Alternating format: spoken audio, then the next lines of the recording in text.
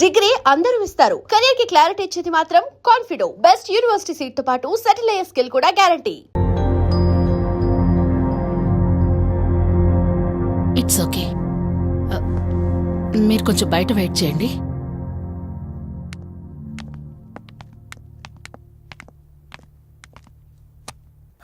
ఎలా ఉంది డాక్టర్? టెస్ట్లన్నీ చేశాను. Mental status, calcium levels and liver troubling, ఎందులోనూ ఎలాంటి ప్రాబ్లం అయితే కనపడలేదు. రిపోర్ట్స్ అన్నీ నార్మల్గానే ఉన్నాయి. మరి ఎందుకు భయపడుతున్నట్టు డాక్టర్? అదే నాకు అర్థం కావడం లేదు. లాస్ ఆఫ్ మెమరీ పేషెంట్స్ని చాలా మందిని చూశాను, బట్ షీఈస్ డిఫరెంట్. ప్రస్తుతానికి కొన్ని మెడిసిన్స్ అయితే రాసిస్తాను. షూర్. వాడి చూడండి. డెవలప్మెంట్ ఉంటే ఓకే, లేదంటే ఫర్దర్ ట్రీట్మెంట్ ఏంటన్నది తర్వాత ఆలోచిద్దాం. Okay doctor.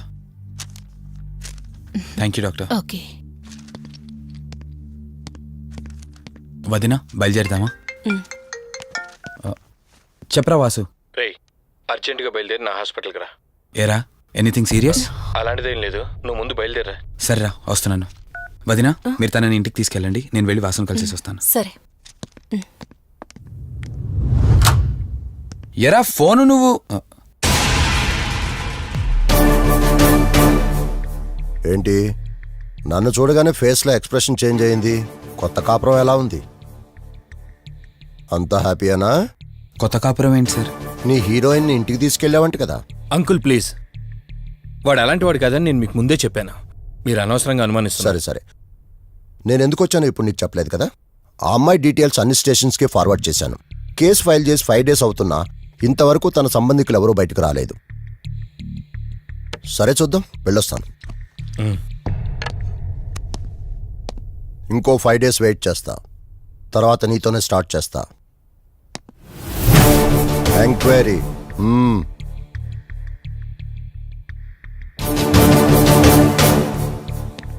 అయినేంట్రా నా మీద డౌట్ పడుతున్నాడు? అందుకే ఈ పోలీసులో ఎంక్వైరీలు వద్దన్నాను. నువ్వు చేస్తున్న పనికి పోలీసు వాళ్లే కాదురా, ఎవరైనా అనుమానిస్తారు. సర్లే, ఇంతకీ అమ్మాయిని సైకియాట్రిస్ట్ దగ్గర తీసుకెళ్ళావు కదా, ఏమన్నారు? ఏం లేదురా, అంత నార్మల్గానే ఉందన్నారు. టాబ్లెట్స్ రాసిచ్చారు, వాడమన్నారు. కానీ ఎందుకు తను భయపడుతోందో అర్థం కావట్లేదురా. ఇందులో అర్థం కాకపోవడానికి ఏముందిరా? నువ్వేమో ఆఫీస్కి వెళ్ళిపోతావు, వదినేమో కొత్త. అలవాటు పడ్డానికి కాస్త టైం పడుతుంది. లోన్లీనెస్ కాకపోతే ఇంకే ఉంటుందిరా. సర్లే, నువ్వు ఎక్కువగా ఆలోచించుకో. మధుని చూసుకోవడానికి కేర్ టేకర్గా నా అసిస్టెంట్ ఒకరిని పంపిస్తా. ఓకే.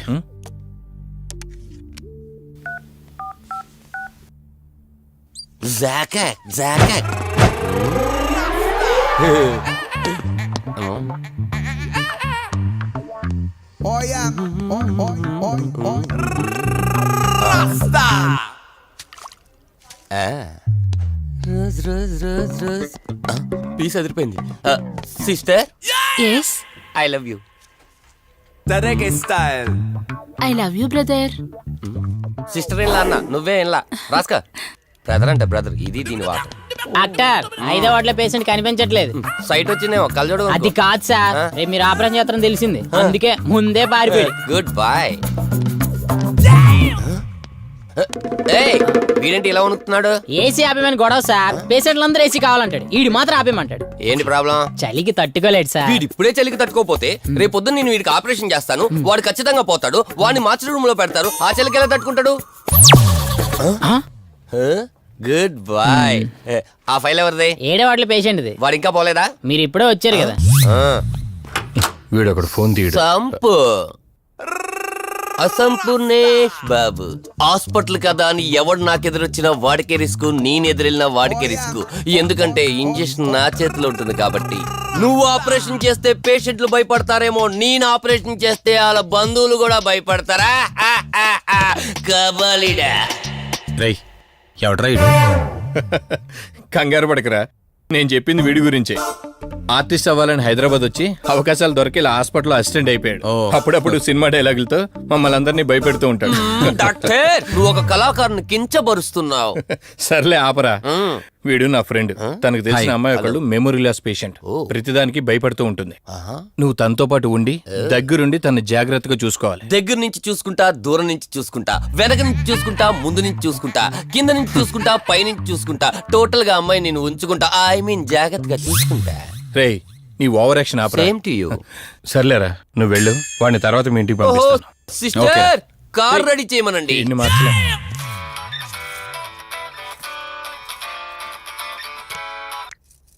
చెప్పు కార్తిక్. వదినా, మధుని చూసుకోవడానికి ఒక కేర్ టేకర్ వస్తున్నాడు. మధుని పరిచయం చేయి.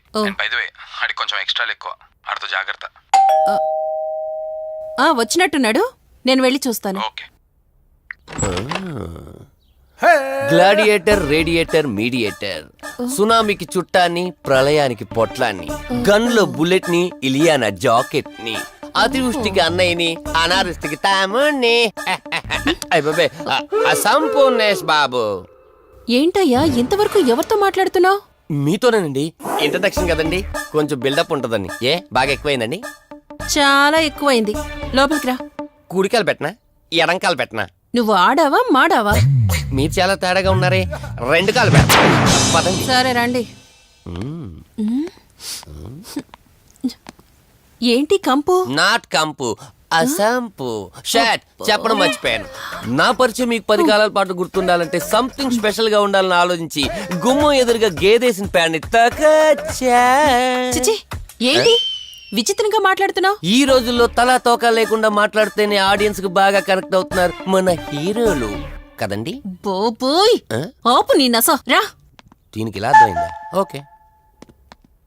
మధు, నిన్ను చూసుకోవడానికి కార్తిక్ కేర్ టేకర్ని పంపించాడు. చాలా ఎక్స్ట్రాలున్నాయి, జాగ్రత్త అమ్మాయి. దీనివల్లే దీనికి ప్రాబ్లం వచ్చుంటది.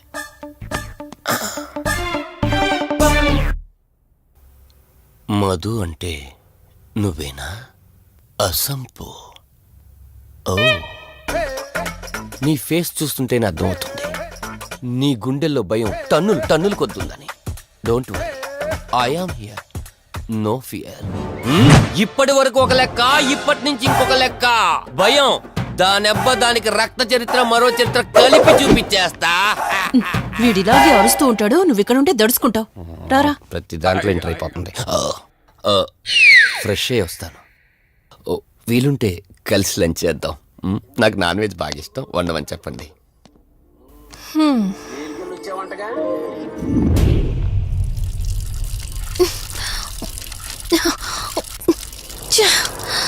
ఆఫ్ అవ్వట్లేదేంటి? మధు, నువ్వెంత కట్టినా ట్యాప్ ఆగదమ్మా, అది రిపేర్లో ఉంది. మధు, నువ్వు తప్పుగా అనుకోకపోతే నీకొక మాట చెప్తాను. ఎవరు నమ్మినా నమ్మకపోయినా నువ్వు ఏదైతే నీడ వెంట పడుతుందని చెప్తున్నావో అది నేను నమ్ముతున్నాను. థ్యాంక్స్, మీరైనా అర్థం చేసుకున్నారు. కార్తీక్కి ఇలాంటి వాటి మీద నమ్మకం లేదు. నువ్వు తనతో ఏది చెప్పనంటే నీ సమస్యలన్నింటికీ పరిష్కారం నేను చెప్తాను.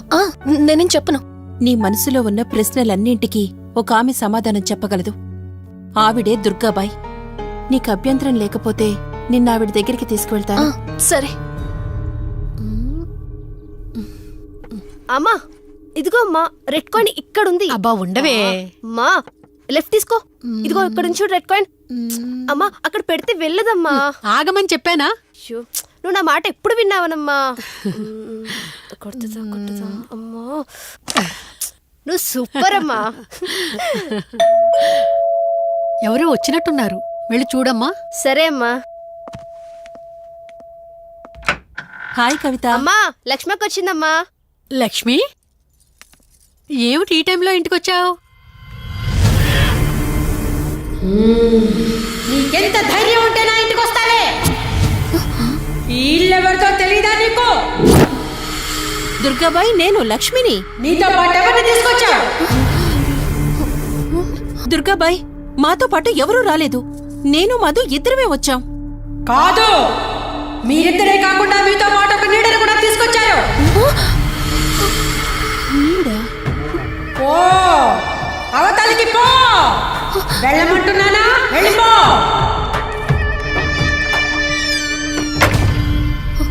దుర్గాబాయ్, కళ్ళున్న వాళ్ళెవరూ కూడా నన్నొక నీడ వెంటాడుతుందని నేనెంత చెప్పినా నమ్మడం లేదు. కాని మీరు నా గురించి నేనేం చెప్పకుండానే నా పరిస్థితిని అర్థం చేసుకున్నారు. చూడమ్మా, కళ్ళతో మనుషుల్ని చూడగలం కాని ఆత్మల్ని చూడలేం. నువ్వేదైతే నీడనుకుంటున్నావో అది నీడ కాదు, ఆత్మ. అది నీ వెనకాలే తిరుగుతోందంటే నీ వల్ల ఏదో పొరపాటు జరుగుంటుంది. దుర్గాబాయ్, గతం అంటూ తనకి ఏమీ గుర్తులేదు. కారణం లేకుండా ఏ ఆత్మ వెంట పడదు. మొదటిది, ఏదో ఒకలాగా పగ తీర్చుకుని ఈ అమ్మాయిని నాశనం చేయటం. రెండవది, ఈ అమ్మాయిని ఆయుధంగా వాడుకుని తన అవసరం తీర్చుకోవడం. పగ తీర్చుకోవడానికి నేనేం తప్పు చేశాను? దీనికి సమాధానం తెలియాలంటే నీ గతం గుర్తుకు రావాలి. అందుకు ఒకే ఒక దారుంది. ఆ ఆత్మని బంధించి నీ గతమేమిటో తెలుసుకోవాలి. ఆత్మతో మీరు మాట్లాడగలరా? ఈ రాత్రి సరిగ్గా 12 గంటలకు మీరిద్దరూ ఇక్కడికి రండి. అమ్మయ్యా, వీళ్ళు పడుకున్నారు. మధు, మధు, కార్తీక్ పడుకున్నాడు. త్వరగా మనం వెళ్ళొచ్చేద్దాం పదా. సరే.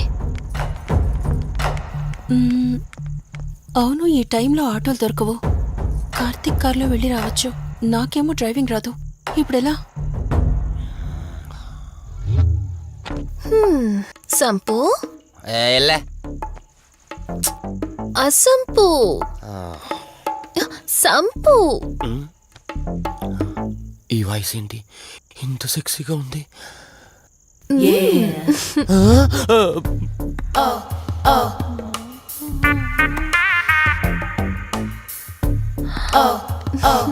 సంపు, నీకు కార్ డ్రైవింగ్ వచ్చా?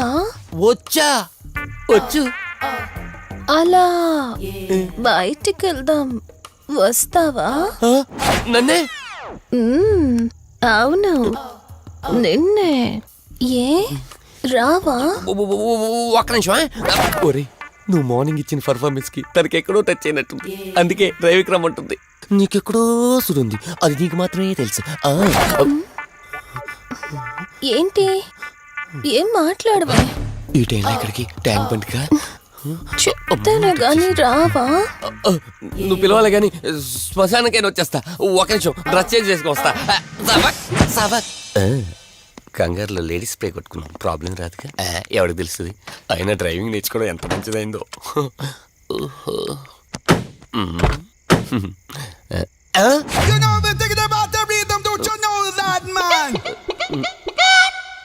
నువ్వు ముందుకొచ్చి కూర్చోవచ్చు. ఇదిగో పోనీ. సెక్సీ వాయిస్ తో పిలిస్తే లాంగ్ డ్రైవ్ కనుక్కున్నాను. ఆఖరికి ఓలా క్యాబ్ డ్రైవర్ చేసింది ఆ సంపు. తూని బతికిచారా? సోదాపి త్వరగా పోనీ. మీ టార్చర్ ఎక్కువైపోయిందండి నాకు.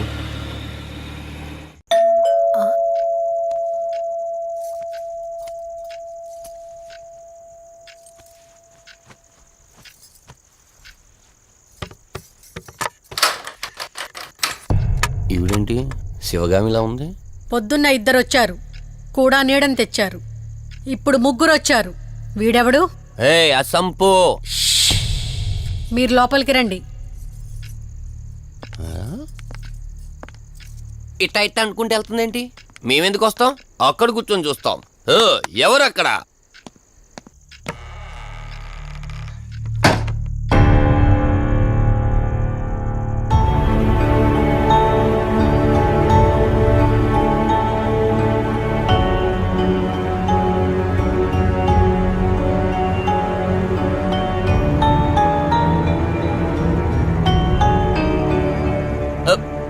దెయ్యాలు భూతాలంట.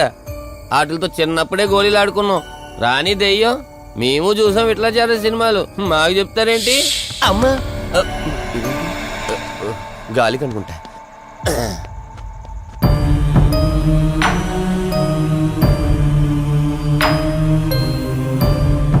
అయ్య బాబా, వీళ్ళ ఆడోళ్ళు కాబట్టి భయపడుతున్నారు. మనం ఎందుకు భయపడతాం? ఒకవేళ దెయ్యం వస్తే దానికి మత్తు ఇంజెక్షన్ ఇచ్చి ఆపరేషన్ చేశాననుకోండి, గజ్జిద్దరు దాతావరం మొత్తం దొబ్బేయాలి. విన్నారా వీళ్ళు? విన్నా మనల్ని ఏమంటారులే.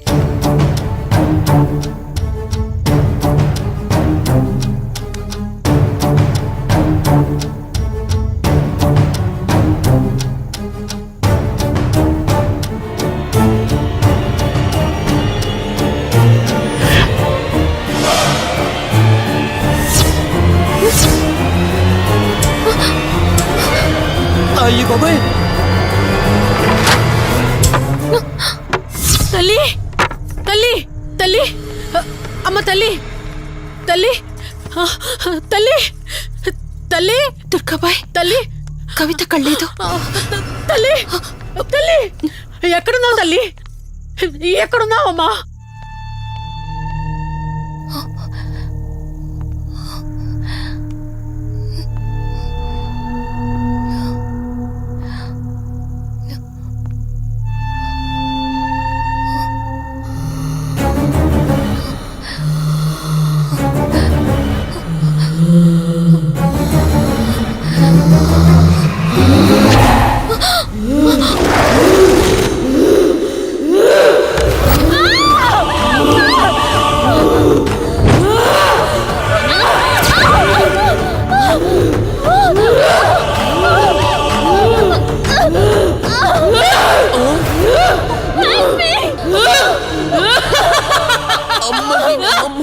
దెయ్యాలున్నాయి, మనం ఇక్కడి నుంచి ఎస్కేప్ అయిపోవాలి.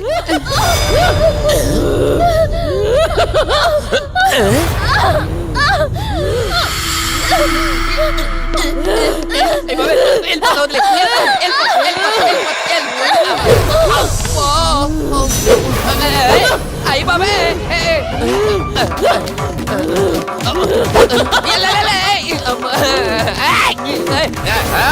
ఎవర్రా సంపో వెళ్ళిపోతున్నా. వెళ్తున్నా అని చెప్పాను కదా, వెళ్తున్నా. ఇటు వచ్చావా? వెళ్తున్నాను. ఆ సంపు నువ్వు చెప్పురా.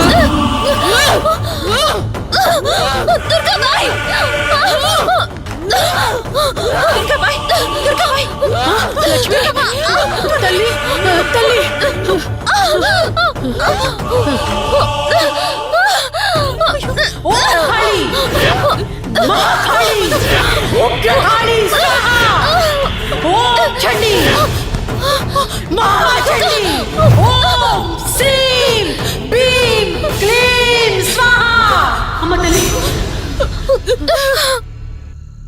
తల్లి నీకేం కాలేదు కదమ్మా? ఏం కాలేదు కదమ్మా? నేను వచ్చేసాను, భయపడకమ్మా. ఏదో పీడకలంతే. లక్ష్మి, మొదటిసారి ఒక ఆత్మ నన్ను ఎదిరించి నా కూతురు శరీరంలోనే ప్రవేశించిందంటే అది మామూలు ఆత్మ కాదు. దాని శక్తి ముందు నా మంత్రశక్తి పని చెయ్యట్లేదు. మరి ఇప్పుడు ఏం చేద్దాం దుర్గాబాయ్? సమస్య ఎంతటిదైనా పరిష్కారం ఉంటుంది. ఇక్కడి నుండి 550 కిలోమీటర్ల దూరంలో పెంచలకోన అనే ఊళ్ళో మల్హోత్రా అనే క్షుద్ర మాంత్రికుడు ఒకడు ఉంటాడు. ఎంతటి ఆత్మనైనా అతని శక్తితో దిగ్బంధనం చేయగలడు. మీరు సరే అంటే మిమ్మల్ని అక్కడికి తీసుకుని వెళ్తాను. నువ్వు చెప్పేది వింటుంటే చిన్నప్పుడు మా అమ్మమ్మ చెప్పిన చందమామ కథలా ఉంది. అయినా నిన్ను అలాంటి చోటికి తీసుకెళ్లేందుకు మా వదిన అనాలి. మధు, మనం ఉన్నది 21st సెంచరీలో. ఈ కాలంలో కూడా దయ్యాలు భూతాల్ని నమ్మటం ఏంటి? ఫూలిష్గా. నా కళ్ళతో చూశానని చెప్పినా నమ్మవేంటి? నేను హాస్పిటల్లో ఉండగా నన్ను ఒక నీడ వెంటాడుతోందని చెప్పాను. అది నీడ కాదు, ఆత్మ. దాని గొంతు నేను విన్నాను. నేను చెప్పేవన్నీ నీకు అబద్ధాలనిపించవచ్చు, కానీ దుర్గాబాయ్ దగ్గర చూసిన ప్రతిదీ నేను నమ్ముతున్నాను. డోంట్ బీ సిల్లీ మధు, మళ్ళీ మళ్ళీ అదే చెప్తావేంటి? ప్లీజ్ కార్తీక్, నేను భ్రమతో చెప్పట్లేదు. ఈ ఒక్కసారికి నన్ను నమ్ము.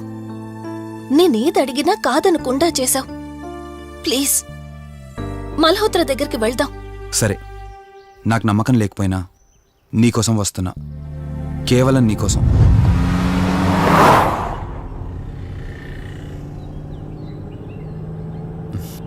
ఏంటి అలా చూస్తున్నావు? నేనెవరో ఏంటో తెలీదు, నా గతం ఏంటో తెలీదు. ఆ రోజు ప్రమాదంలో ఉంటే సేవ్ చేసి హాస్పిటల్లో అడ్మిట్ చేశావు. అంతటితో నీ బాధ్యత తీరిపోయిందనుకుని వెళ్ళిపోయి ఉండొచ్చు కదా. నువ్వు మామూలు కండిషన్లో ఉండుంటే నేను మీ ఇంట్లో వాళ్ళకి అప్పగించి ఒక కప్పు ఛాయ్ తాగి బాయ్ చెప్పి వెళ్ళిపోయేవాడిని. కానీ నిన్న కండిషన్లో చూశాక ఒంటరిగా వదలాలనిపించలేదు. నువ్విలా మాట్లాడుతుంటే చాలా బాగుంటుంది కార్తీక్, కానీ ఒకటి మాత్రం నిజం. నిన్నటి వరకు భయం వేసేది. ఈరోజు నువ్వు నా పక్కనుంటే చాలా ధైర్యంగా ఉంది. ఫస్ట్ టైం భయాన్ని పక్కన పెట్టి నీ గురించి ఆలోచిస్తే ఈ ధైర్యం జీవితాంతం కావాలనిపిస్తుంది. ఎందుకలా నవ్వుతున్నావు? కావాలనుకోవడానికి, కలిసి ఉండడానికి కావాల్సింది ధైర్యం కాదు, నమ్మకం. ఆ నమ్మకం కోసమే అడుగుతున్నాను. రేపు నాకు గతం గుర్తొస్తే ఇప్పుడున్నట్టే ఎప్పటికీ నాతో ఇలానే ఉంటావా? లైఫ్ ఒక ట్రైన్ లాంటిది. ఎక్కేవాళ్ళు ఎక్కుతూ ఉంటారు, దిగేవాళ్ళు దిగుతూ ఉంటారు. కాకపోతే మనకిష్టమైన వాళ్ళు పక్కనున్నంత వరకు లాస్ట్ స్టేషన్ వచ్చేంత వరకు దిగాలనిపించదు. ఆ ఇష్టం మన పక్కనే ఉంటే వదిన ఫోన్ చేస్తుంది. వదినా. కార్తీక్, దుర్గాబాయ్ నాకిప్పుడే ఫోన్ చేసింది. ఈరోజేవో గడియలు బాలేదంట. రేపు మార్నింగ్ రాహుకాలం తర్వాత రమ్మని చెప్పింది. ఇంతకీ మీరెక్కడున్నారు? వేటపాలెం దగ్గరలో వదినా. ఆల్రెడీ సగం దారి రీచ్ అయిపోయాం. సర్లే, ఓ పని చేయండి. నైట్లో జర్నీ ఏం చేస్తారులే గాని దగ్గరలో ఎక్కడైనా స్టే చేసి మార్నింగ్ వెళ్ళండి. ఓకే వదినా, అలాగే. ప్రోగ్రాంలో చిన్న చేంజ్. మల్హోత్రా రేపు రమ్మన్నారట. బట్ నువ్వు కంగారు పడాల్సిందేం లేదు. దగ్గరలో వాసు గెస్ట్ హౌస్ ఉంది. ఇవాళ రాత్రి అక్కడ స్టే చేయొచ్చు మనం.